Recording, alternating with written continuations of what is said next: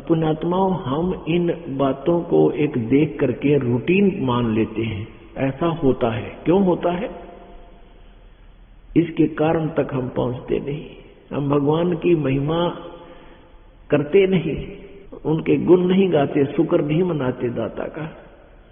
अब कितना दयालु है वो परमात्मा। माँ के स्तन में दूध बच्चे के बाहर आते ही इतना दे दिया, पी और जूठा छोड़ा। अब तो खैर आहार कुछ बिगड़ गए, पहले अच्छे दूध दही के खाने हुआ करते थे, और माताओं का इतना दूध हुआ करता कि बालक पे पिया नहीं जाया करता, और दूसरे बच्चों को पिलाया करते क्योंकि दूध ज्यादा होता माँ के स्तन में। और परमात्मा कहते हैं, ईब तू ठेकेदार बन गया, आप अब स्वयं ठेकेदार बन गया। मैं ऐसे कर दिया, मैंने ऐसे कर दिया, मैंने 10 एकड़ जमीन मोल ले दी, मैंने एक फैक्ट्री लगा दी। ये भी भूल है आपकी। एक ही माँ के, एक ही माता पिता से जन्म लिए हुए बहन भाइयों की न्यारी न्यारी तकदीर किस्मत है। एक तो IAS ऑफिसर है, एक हल जोत रहा है किसान है, और एक टीचर लगा है, एक वैसे मजदूरी कर रहा है। तो ये सब एक ही, जैसे एक ही माता पिता के गर्भ में जन्म हुआ, एक ही माता पिता ने एक जैसी उनको सुविधाएं देने की चेष्टा की, पर किस्मत न्यारी न्यारी फल गई। ये किसी का किया नहीं हुआ, सभी बच्चे पढ़ते हैं, कितने बच्चे IAS IPS बनते हैं, और बन जाते हैं तो कितनों को पोस्ट प्राप्त होती है। ये सारा कुछ आपके भाग्य में, आपका प्रारब्ध पहले ही बना के भेज रखा था।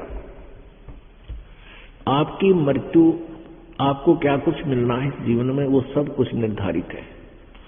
जब हम परमात्मा कबीर जी की शरण में आएंगे तो फिर हमारे भाग्य में परिवर्तन होगा। कैसा होगा कि हमारे जो अशुभ संस्कार हैं, जिनके कारण हमें कष्ट होना है, वो परमात्मा की साधना से और उनकी परम कृपा से, कबीर जी की कृपा से, वो पाप कट जाएंगे, समाप्त हो जाएंगे, नष्ट हो जाएंगे, जिनके कारण हमारे जीवन में संकट उत्पन्न होने थे। क्योंकि पुण्य से तो सुख होता है और पाप से दुख, तो वो दुख समाप्त हो जाएंगे।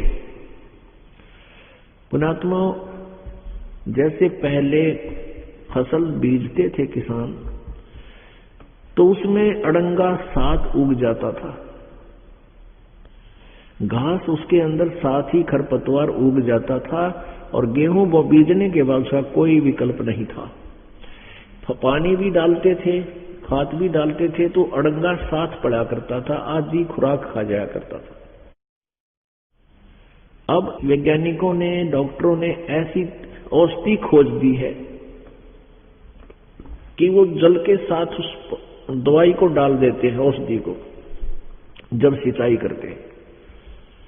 तो वो क्या करती है, घास को नष्ट कर देती है, खरपतवार को फूंक देती है, और फसल को सुरक्षित रखती है। तो इसी प्रकार हमारे पुण्य और पाप रूप मिलकर प्रारब्ध बना हुआ है, और ये नाम, ये मंत्र पहले नहीं थे, जिस कारण से हमें दोनों ही प्राप्ति होती रही। जैसा कर्म किया वैसा ही फल मिलता रहा। हमने पुण्य किए वो अलग से डिपॉजिट, पाप किए वो अलग से जमा। तो उन्हीं में से जो संचित कर्म हमारे हैं, उन संचित कर्मों में से आपकी एवरेज निकाल ली जाती है। उसमें से कुछ पुण्य कुछ पाप मिला के आपका जीवन निर्धारित कर दिया जाता है। आप जी को दोनों ही भोगने पड़ते थे।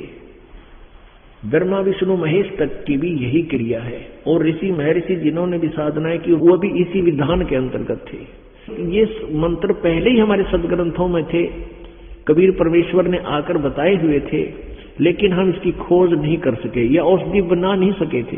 तो ईब इस दास पर कृपा कर दी परमात्मा ने, वो खरपतवार रूपी पाप नाश करण की औषधि मिल गई, और इस औषधि से आपके सब पाप नाश हो जाएंगे, पुण्य नो के नो रह जाएंगे। तो जिन पापों के कारण आप जी को संकट आना था, अब सारी दुनिया दुखी हो रही है, और साधना किया करते थे, क्योंकि वो साधना पाप नाशक नहीं थी, और पाप नाश हुए बिना ये सुख नहीं हो सकता। अब जैसे पहले अब भी ऐसा ही है, जो यहाँ नहीं आता उनकी इसके अतिरिक्त सभी जगह यही है। किसी भी संत के पास जाइए, पहले तो आपको जंतर मंत्र बताओगा, आप कोई आपत्ति बताते हो तो उनको कहेगा कि ऐसे नाम जाप करो, इतना दान करो, ये यज्ञ कर दो, ये ऐसा कर दो, चाहे बताओ कुछ भी, वो कुछ ना कुछ आपको बताएगा कि ऐसी क्रिया करो। जब उन क्रियाओं से आपको लाभ नहीं होगा, फिर वो कहेगा कि ये तो तेरे भाई भाग में लिख रखा है, ये तो तेरे प्रारब्ध में है, तने भोगना ही पड़ेगा, इसका कोई समाधान नहीं है। अब पुण्य आत्माओं, हम परमात्मा की भक्ति इसलिए करते हैं कि हमारे भाग में कष्ट हो, दुख हो भाग्य में, और वो ना आवे, हमारे ऊपर कोई आपत्ति आनी हो वह टले। और यदि हम भक्ति भी कर रहे हैं और हमारे ऊपर जो बिजली गिर रही है वह गिर भी रही है, तो भक्ति कैसे करेंगे? हम कर ही नहीं सकते।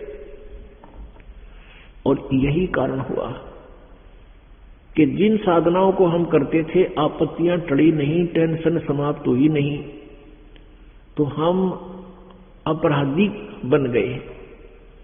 कोई चोरी करने लग गया, कोई रिश्वतखोर हो गया, कोई 2 नंबर का काम करे, कोई मिलावट करने लग गया।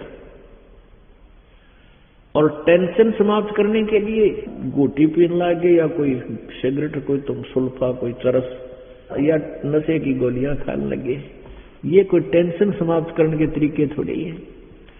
आपने गोटी लाली, शराब पी ली, पड़ गया तो घंटे 2 घंटे, और जब नशा उतरते फिर वह टेंशन नहीं होगी, नहीं, क्योंकि जिस कारण से वह टेंशन है, आपको जो परेशानी है मानसिक, उस मानसिक परेशानी का वो कारण नष्ट हो, उसका समाधान हो, फिर वो टेंशन समाप्त होगी।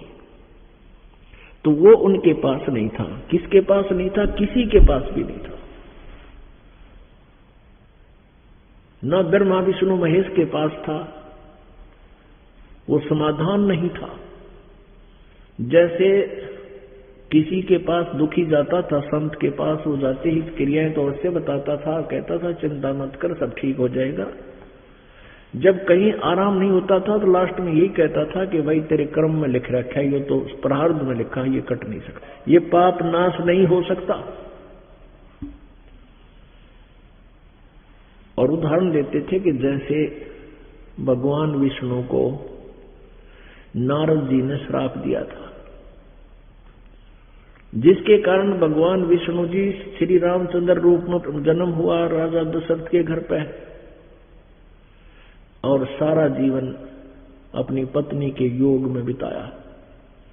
फिर दूसरा श्री राम रूप में बाली को मारा था, सुग्रीव के भाई को, उसका भी टिट फॉर टैट यानी अदले का बदला उसने देना पड़ा।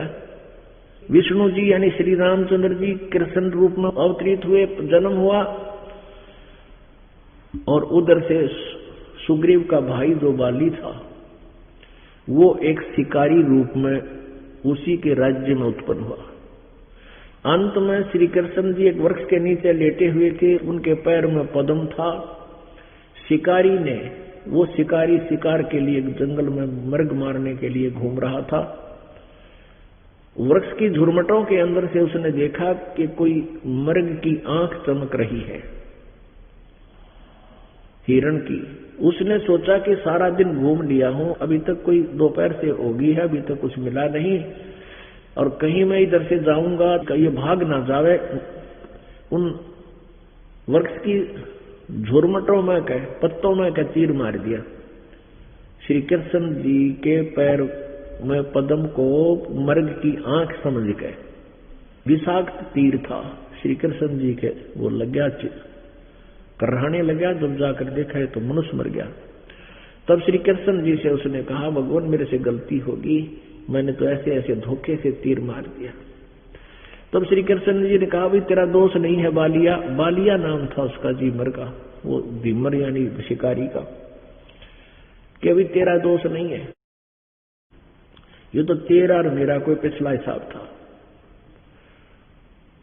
त्रेता युग में तू सुग्रीव का भाई बाली था, मैं रामचंद्र रूप में था। जब मैंने तुझे वृक्ष की ओट लेकर धोखा देकर मारा था, मैं अपना तेरे को बदला दे चला, अब तू चाहे यहां से भाग जा। तो पुण्यात्मा ये उदाहरण दिया करते थे, तो हम संतुष्ट हो जाते वे सचमुच। जब हमारे भगवान ने भी कर्म भोगने पड़े तो हम भी दुख पा लेंगे, लेकिन आत्मा फिर भी नहीं डटे थी। फिर भी कहीं ना कहीं किसी तीर्थ पे, कोई मंदिर में, मस्जिद में किधर न किधर जरूर जाते ही रहते थे, या किसी और संत के पास चले जाते थे, कुछ राहत मिले। हमें मालूम है कि भगवान की भक्ति इसीलिए करते हैं कि कुछ हमें आने वाली आपदाएं टले। पुण्यात्माओं, किसी के पैर में कांटा लगा हो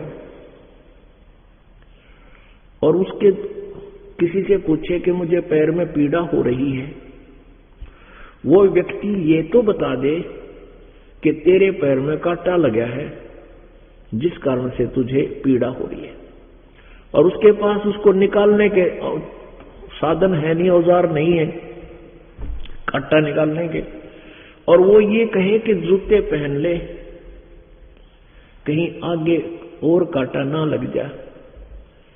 जूते पहन ले भाई, आगे कांटे ना लगेंगे, कांटा नहीं निकलेगा, कांटा तो लगा ही रहेगा।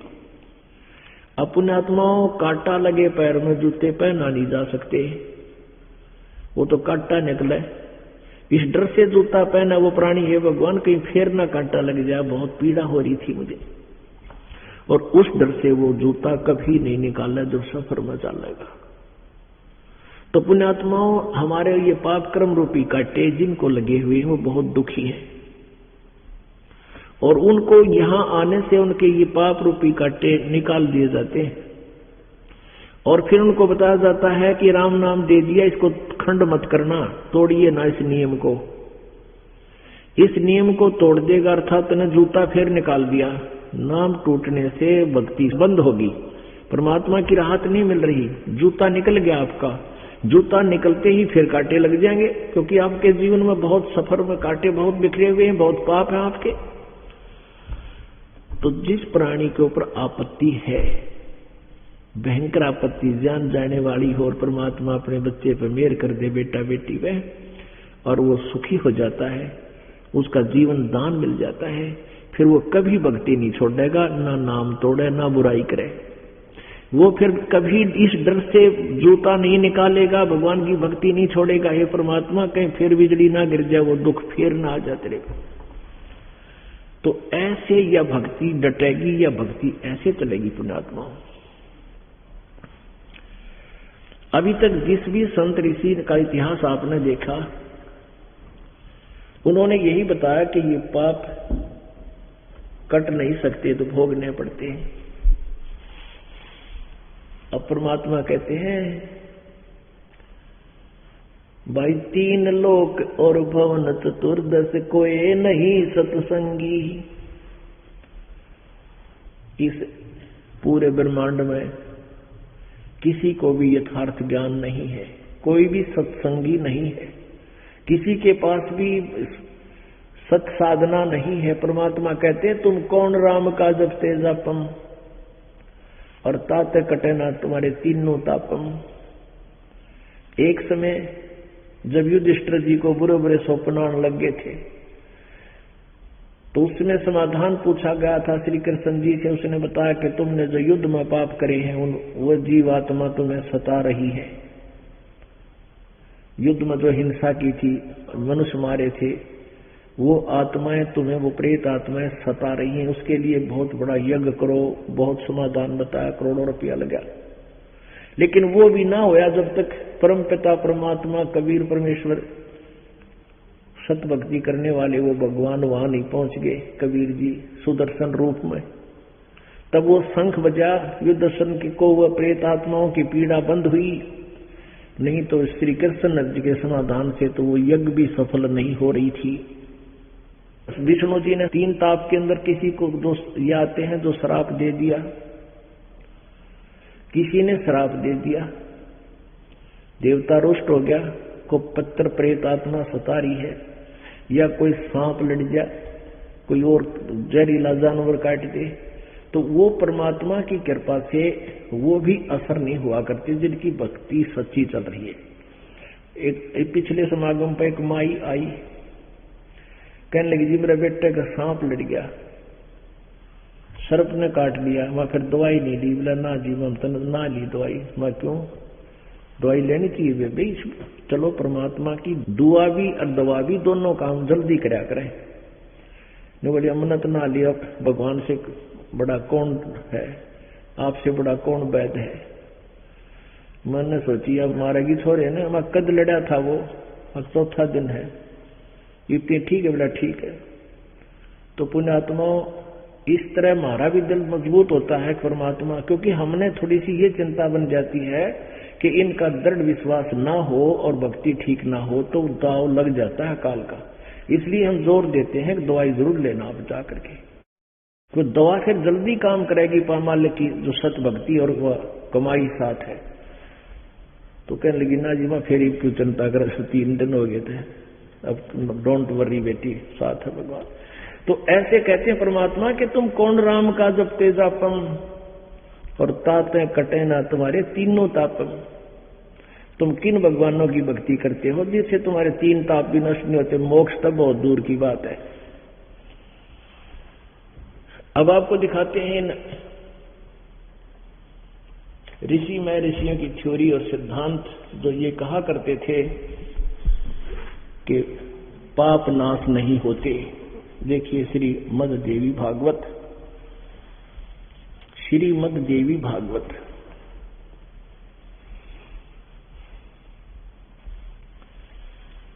ये है गीता प्रेस गोरखपुर से प्रकाशित है।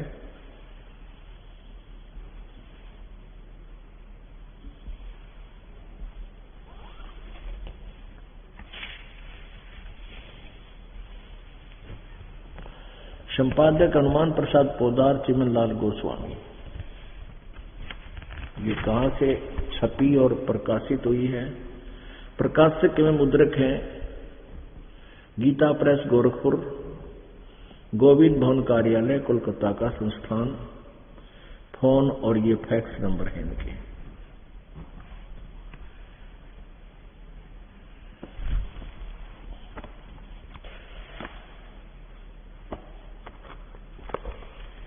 यहां देखिएगा 5वां स्कंद, प्रश्न नंबर 282 पे।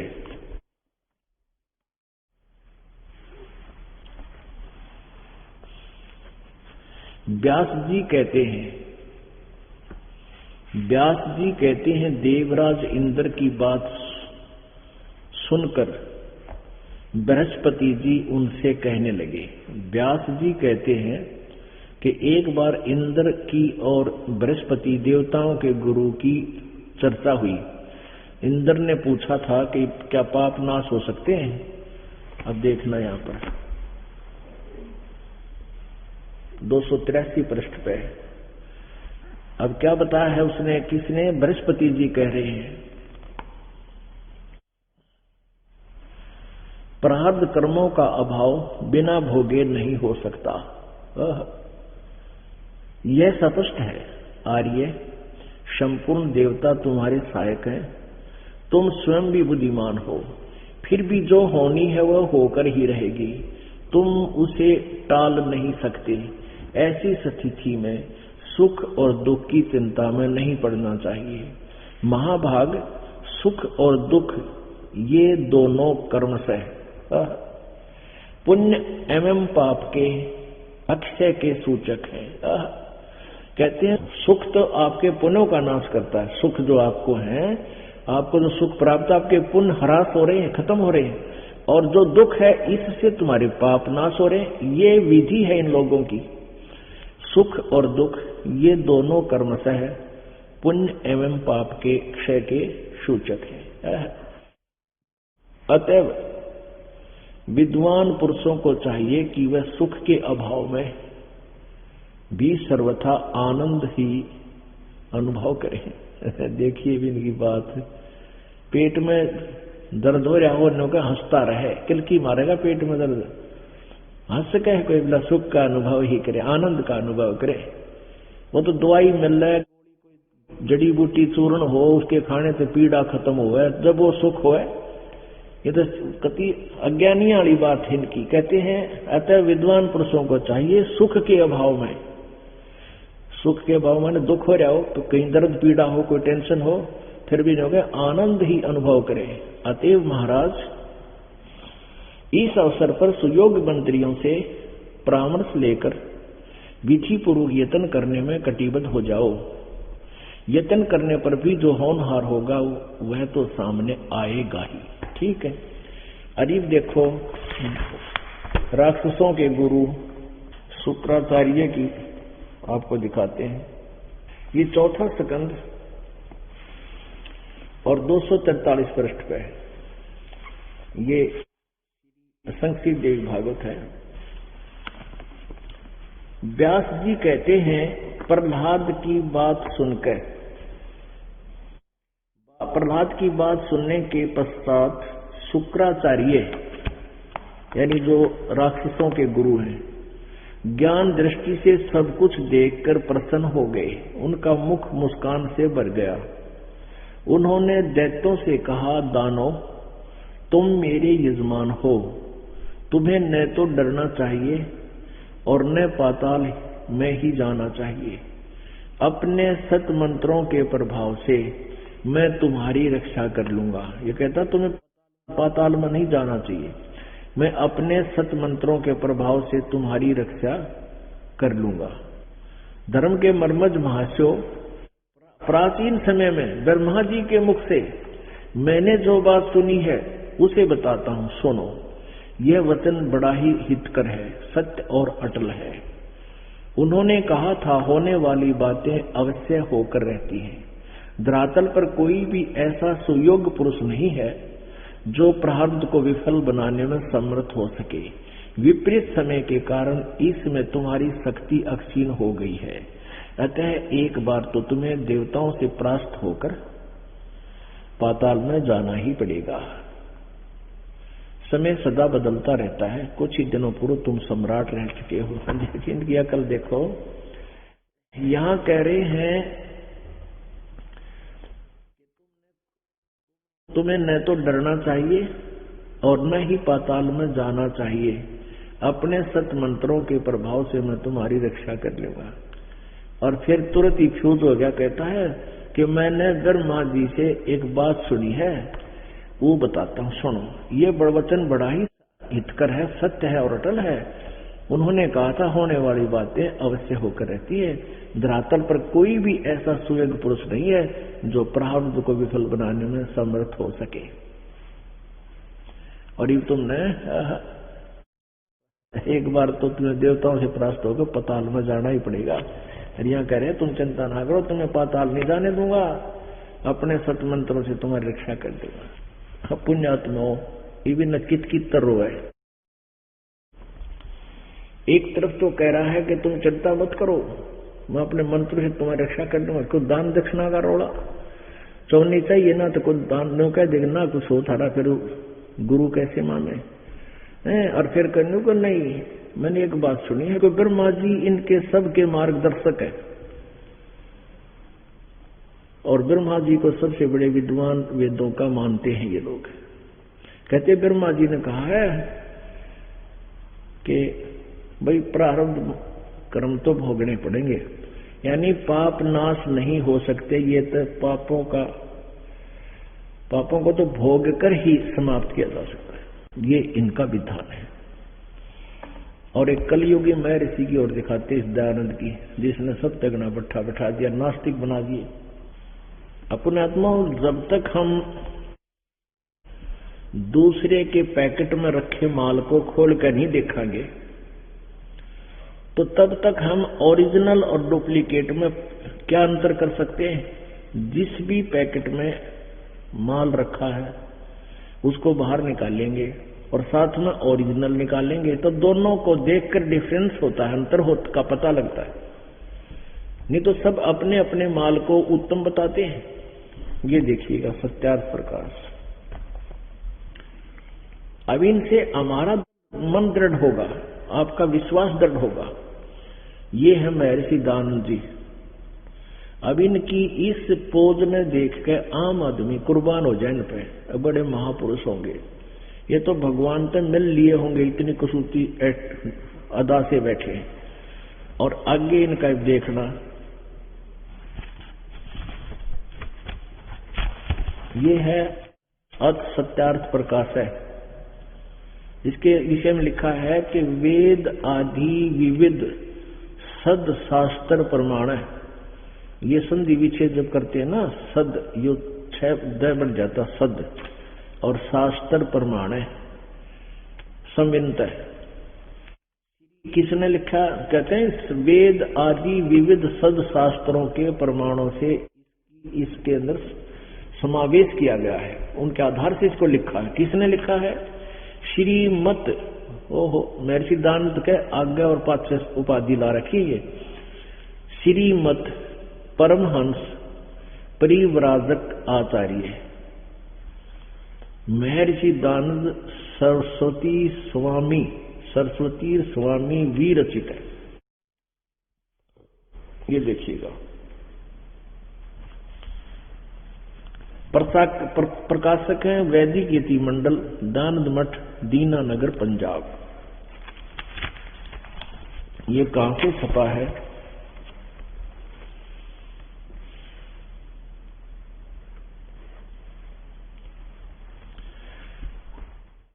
मुद्रक है आचार्य प्रिंटिंग प्रेस, दानंद मठ, गोहाना मार्ग, रोहतक से। इसके साथ में सकंद में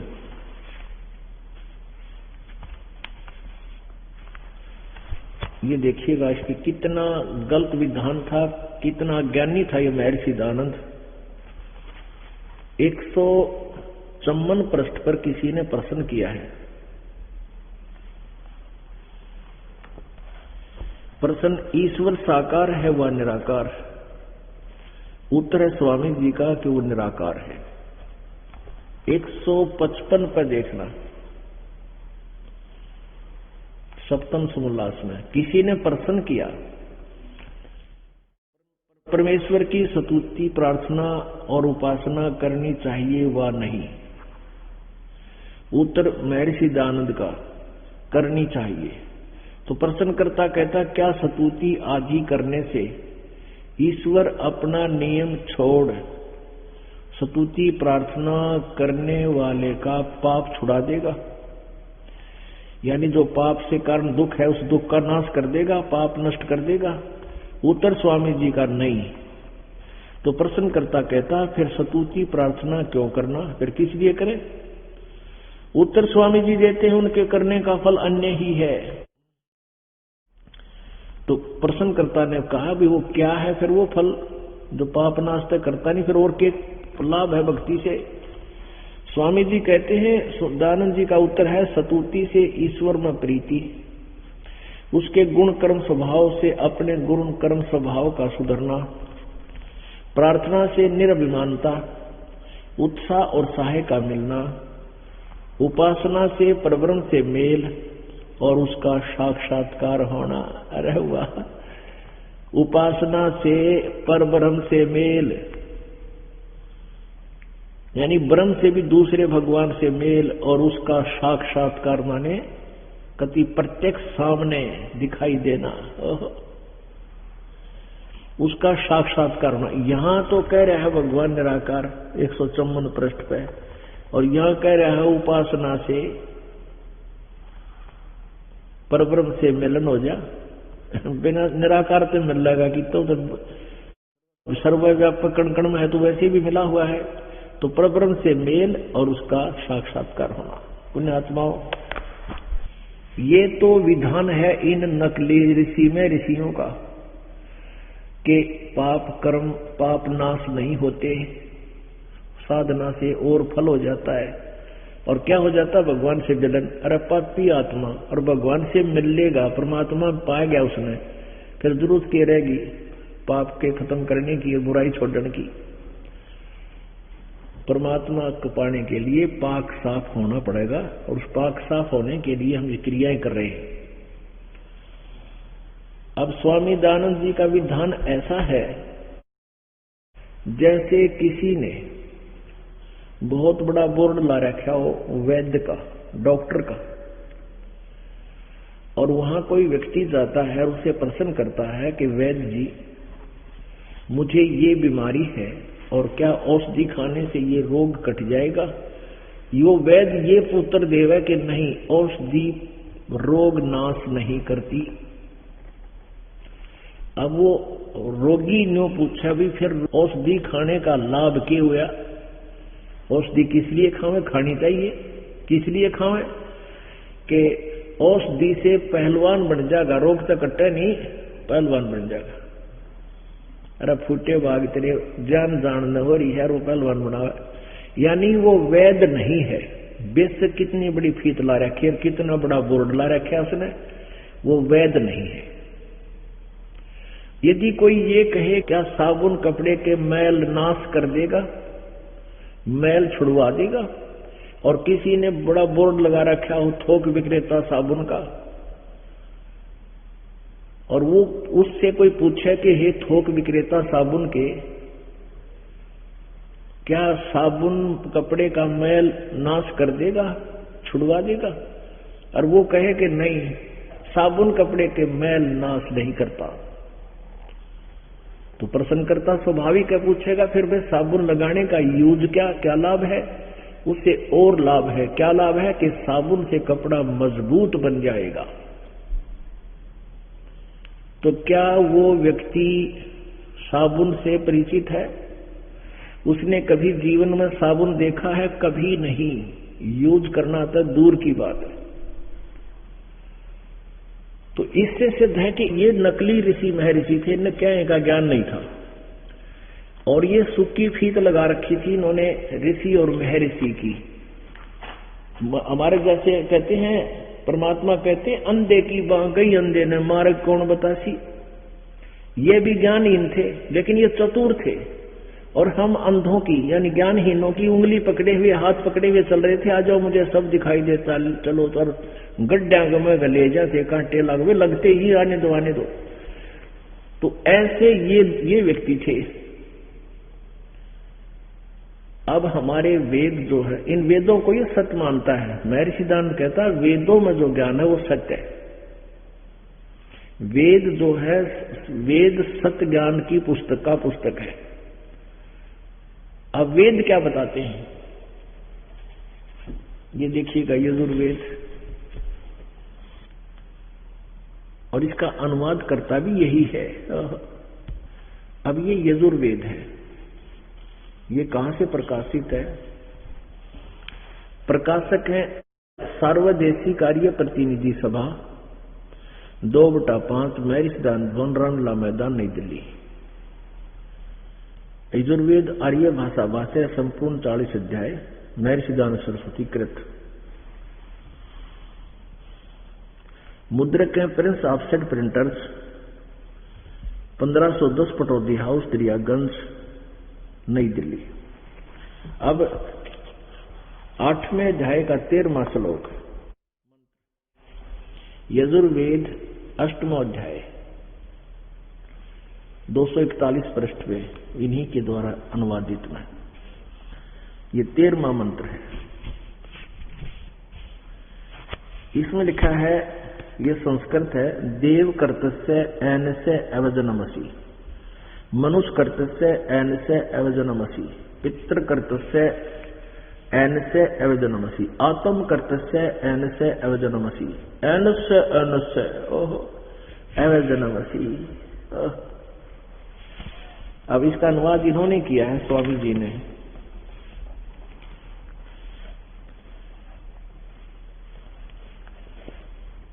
दो 242 पृष्ठ पे।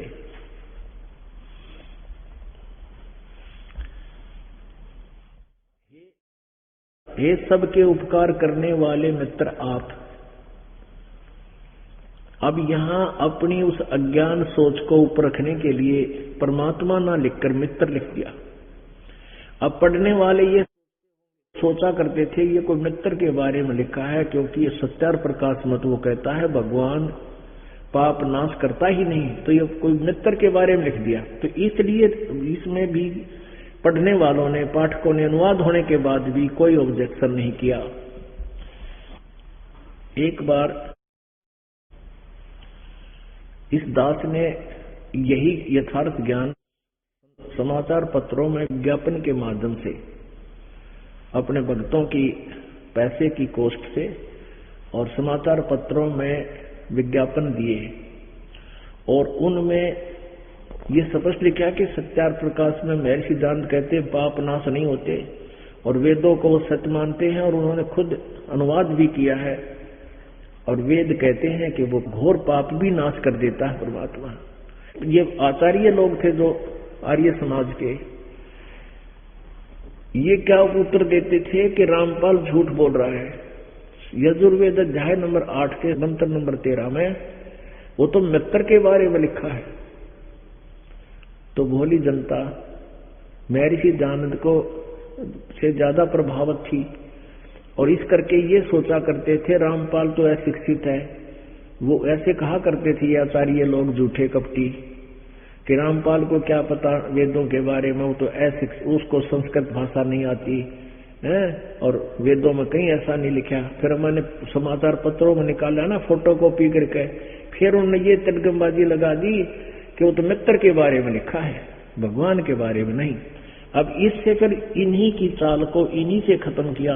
सत्यार प्रकाश में महर्षि दानंद प्रथम समोल्लास में कहता है कि मित्र का अर्थ परमेश्वर जानो। ये देखो, ये वही सत्यार प्रकाश है और एज इट इज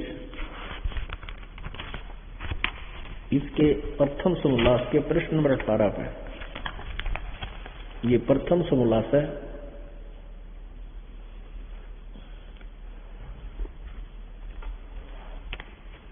सत्यार प्रकाश प्रश्न नंबर 18 प्रश्न यहां देखेंगे, जो सबसे स्नेह करे सबको प्रीति करने योग्य है वह परमेश्वर सबका सच्चा मित्र है, इससे परमेश्वर का नाम मित्र है। अब आगे बात ठिकाने, अभी आपने महर्षि दानंद द्वारा ही डिफाइन किया गया है, वो देखा सत्यार प्रकाश में कि वो जो सबसे स्नेह करे वो सबका मित्र है, इसलिए परमेश्वर का नाम मित्र भी है।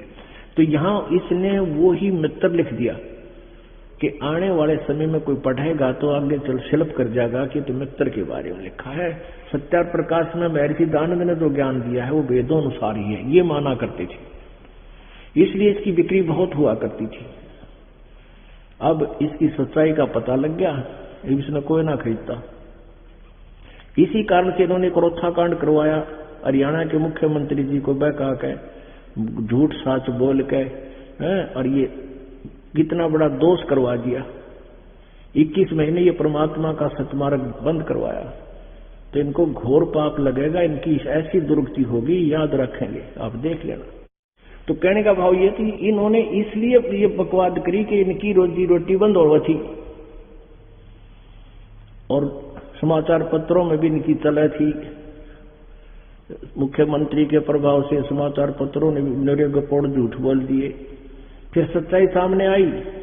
अब देखो जनता फिर उमड़ के दोबारा परमात्मा के चाहने के लिए, परमात्मा पाने के लिए आने लग रहे हैं। तो सच्चाई को कुछ दिन दबाया जा सकता है, मिटाया नहीं जा सकता।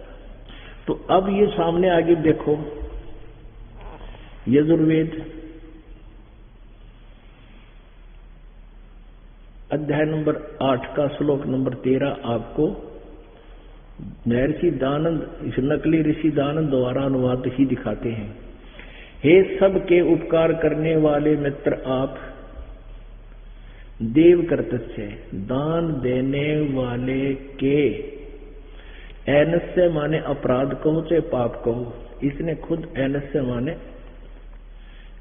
माने पाप अर्थ किया है। पाप कहो, अपराध कहो, दान देने वाले के, अपराध यानी पाप के विनाश करने वाले हो। साधारण मनुष्यों के किए हुए एनस्य माने अपराध के विनाश करने वाले हो। पिता के किए हुए विरोध आचरण के अच्छे प्रकार हरने वाले हो। विरोधाचरण नहीं है ये, अनस्य माने पाप के ही, पिता के किए हुए पाप को भी आप नाश करने वाले हो।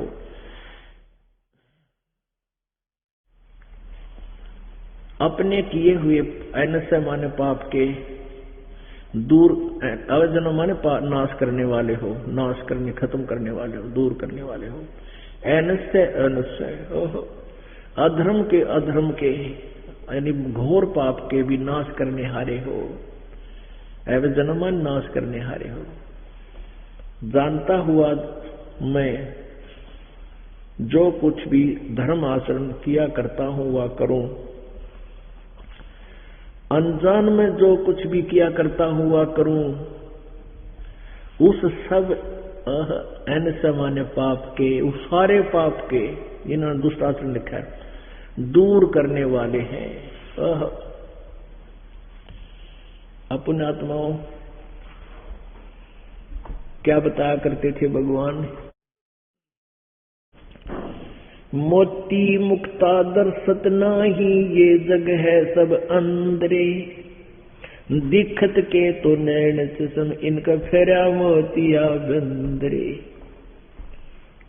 ये जो जिसको सफेद मोतिया बंद आंखों में हो जाता है, उसकी आंखें बिल्कुल स्वस्थ दिखाई देती है, स्वस्थ, लेकिन उसको दिखता कुछ नहीं, नपट अंधा होता है।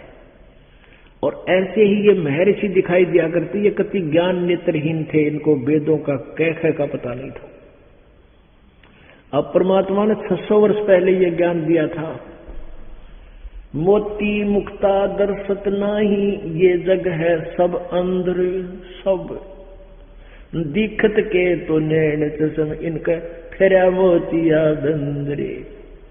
ये दिख विद्वान महर्षि, इसके संस्कृत जाने थे, पी का धड़ी दूध और पेले जाते, डंड कुर्ता काट के बैठ जाते धूप में या छाया में, सर्दी में। लोग ने सोचा बड़ा विद्वान, ये जोटे बाहर बैठे ना सर्दियों में, कितना ना पार होते, कोई वस्त्र पहन रहे ना। तो ऐसे हम प्रभावित होते रहे इनकी अटपट खटपट, और इनको कह का पता नहीं था। निरंजन धन तेरा दरबार, निरंजन धन तेरा दरबार, जहां पर तनिक न न्याय विचार, जहां पर तनिक न न्याय विचार। वैसा उड़ मुल मुल खासा, गल मोतियों के हार, वैसा उड़े मुल मुल खासा, गल मोतियों के हार। पतिव्रता को मिले न खाती, ये सूखा नरस आहार, निरंजन धन तेरा दरबार, निरंजन धन तेरा दरबार, जहां पर तनिक न न्याय विचार। पाखंडी की पूजा जग में, संत को कहे लबाड़, पाखंडी की पूजा जग में, संत को कहे लबाड़। अज्ञानी को परम विवेकी, और ज्ञानी को मूढ़ गवार, निरंजन धन तेरा दरबार, निरंजन धन तेरा दरबार, जहां पर तनिक न न्याय विचार। कहे कबीर सुनो भाई साधो, या सब उल्टा व्यवहार, कहे कबीर सुनो भाई साधो, या सब उल्टा व्यवहार। सच्चों को तो ये झूठा बतावे, इन झूठों का एतबार, निरंजन धन तेरा दरबार, जहां पर तनिक न न्याय विचार। निरंजन धन तेरा दरबार, जहां पर तनिक न न्याय विचार। कहे कबीर सुनो भाई साधो, या सब उल्टा व्यवहार, कहे कबीर सुनो भाई साधो, या सब उल्टा व्यवहार। सच्चों को तो ये झूठा बतावे, इन झूठों का एतबार, निरंजन धन तेरा दरबार, निरंजन धन तेरा दरबार, जहां पर तनिक न न्याय विचार। पुण्यात्माओं, परमात्मा का सुख संवेद, परम अक्षर ब्रह्म की वाणी, कबीर परमेश्वर द्वारा दिया गया ज्ञान सभी सदग्रंथों से मेल खाता है जो 600 वर्ष पहले परमेश्वर ने लिपिबद्ध करा था। जब ही सतनाम हृदय धरो, भयो पाप को नासे, जैसे चिंगारी अग्नि की वाई पड़े पुराने घासे। ओहो, परमात्मा कहा करते थे कि भाई इस सच्चे नाम के जाप्ते जो हम मंत्र आपको दे रहे हैं, इस सतनाम के, सतनाम 2 अक्षर का मंत्र होता है, उसमें एक ओम अक्षर है, एक तत्, ये सांकेतिक है। इनके जाप से कहते जब ही सतनाम हृदय धरो, यानी सच्ची कसक से जाप शुरू कर दोगे, सच्ची लगन से मर्यादा में रहते हुए, और भयो पाप को नासे, जैसे चिंगारी अग्नि की पड़े पुराण घास। एक चाहे 100 क्विंटल 1000 टन सूखा घास पड़ा हो, पाती फूस पराड़, और वह कितना दोनों कितने क्षेत्र को खराब करे बैठी है, उसमें ढेर लग रहा है, उसमें एक माचिस की सींक तिल्ली चिंगारी लगा दे, उसमें सारे न फूक के राख कर देगी। और इतना बड़ा वो ढेर था, वो इतना को जाएगा, और फिर चलेगी हवा आंधी तेज, पता नहीं कहाँ कहाँ काम मारेगी पटक कर, उसमें हो गया मैदान साफ। तो कहते हैं परमात्मा कहा करते, जो सच्चा नाम का जाप पूरे गुरु से लेकर मर्यादा में करोगे, तुम्हारे सारे पाप ऐसे नाश हो जाएंगे जैसे टनों हजारों टन सूखा घास पड़ा और उसमें एक सींख लगा दे तिल्ली चिंगारी, ऐसे सब पाप नाश हो जाएंगे। तो इस प्रकार परमात्मा जब आए, हमें ये ज्ञान दिया करते थे कि जो साधना तुम कर रहे हो बच्चों, ये ठीक नहीं। ये साधनाएं ऐसी हैं जैसे जैसा कर्म तुम करोगे वैसा ही फल मिलेगा। जैसे कई भक्त कहते हैं कि अभी परमात्मा एक तरफ तो ये कहते हैं कि जैसा तुम कर्म करोगे वो फल मिलेगा ही मिलेगा।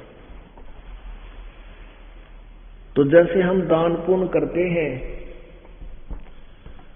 तो क्या उनका फल नहीं मिलेगा जो भक्ति नहीं कर रहे हैं, ये नाम नहीं, उपदेश प्राप्त नहीं है जिनको पूर्ण संत से इस दास के अतिरिक्त किसी और साधना को जो कर रहे हैं,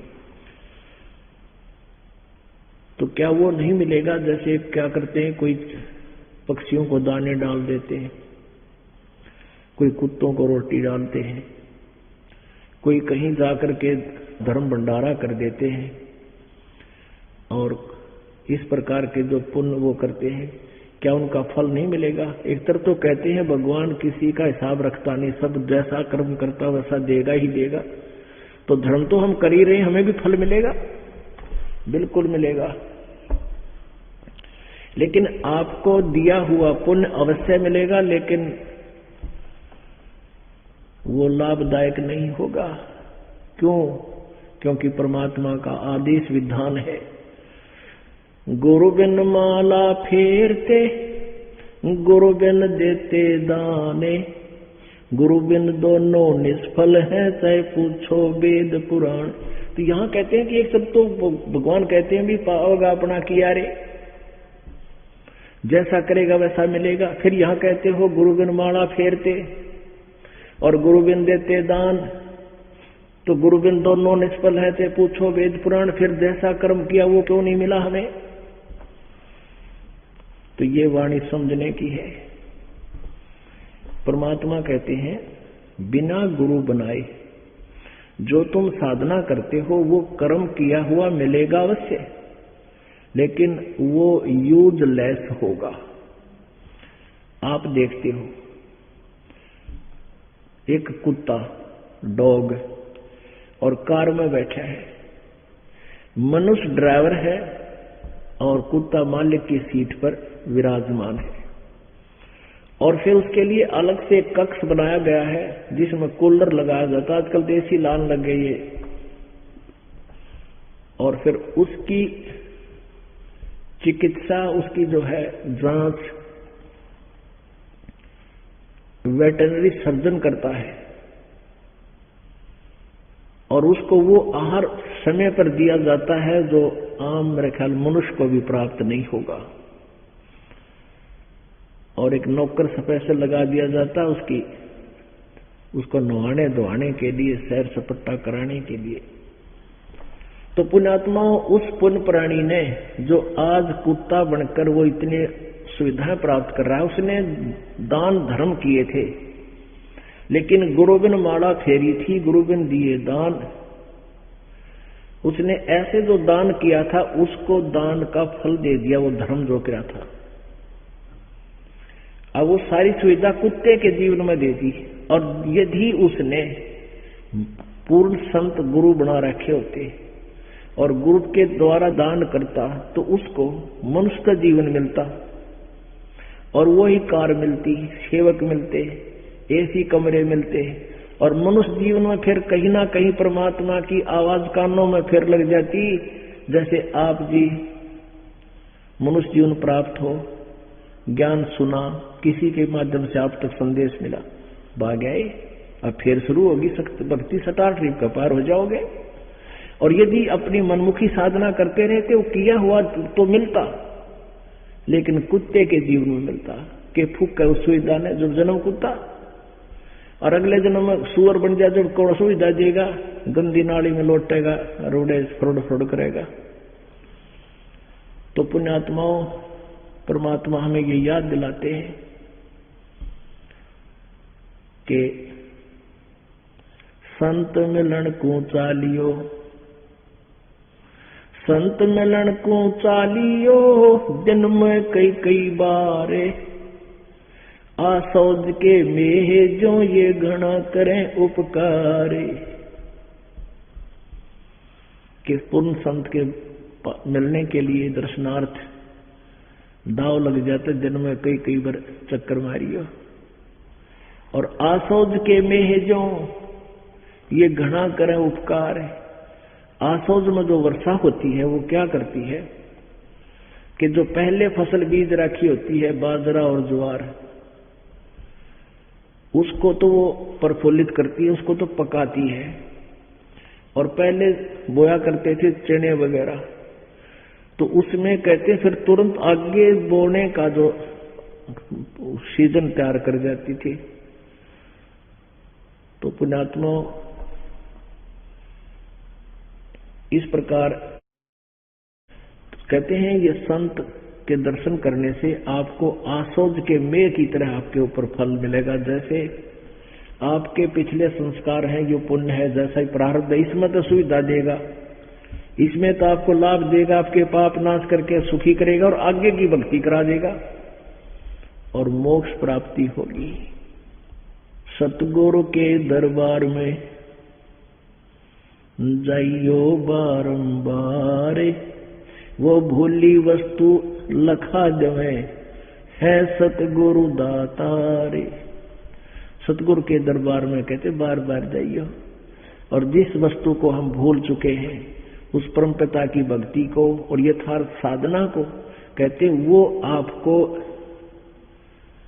वो वस्तु याद दिलाएंगे और वो यथार्थ भक्ति मार्ग दे देंगे। ऐसे सतगुरु हैं दातार।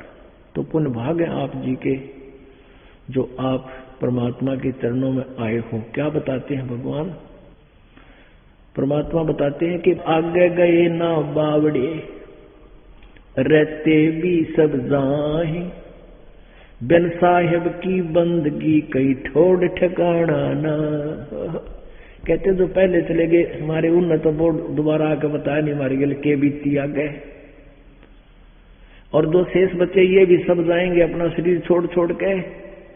कहते बिन परमेश्वर उस परम पिता की, बिन साहेब भगवान की भक्ति बिना किधर ठोड़ ठिकाना ना। जैसे कहते हैं यहाँ से स्वर्ग चले गए कोई पुण्यकर्मी प्राणी है, स्वर्ग में पुण्य समाप्त होती, जैसे यहाँ जबरदस्ती मृत्यु हो जाती, वहां भी जबरदस्ती छीन लिया जाता शरीर और नरक में धकेल दिया जाता है। नरक से फिर समय पूरा होते नरक का फिर वहां से आगे धक्का दे दिया जाता है, गधा बन जाता है, गधे का जीवन पूरा होते फिर सूअर बन जाता है। कहते सब चलो चलो ही रहती है, ठोर ठिकाना नहीं किसी जीव का। आगे गए न बावड़े रहते भी सब जहां, और बिन साहेब यानी उस परम पिता की भक्ति बिन की ठोर ठिकाना ना। जैसे मोती ओस का ऐसी तेरी आवे, गरीबदास कर बंदगी बहुर न ऐसा दावे। ओए होए, कहते फिर ये मौका नहीं मिलेगा मनुष्य जीवन और फिर ये यथार्थ ज्ञान और ये पूर्ण प्रमाण और सत भक्ति आपको मिलगी। कहते बहुर नहीं ऐसा दाव। परमात्मा कहते हैं, गरीबदास जी कहते हैं, कबीर साहब कहा करते हैं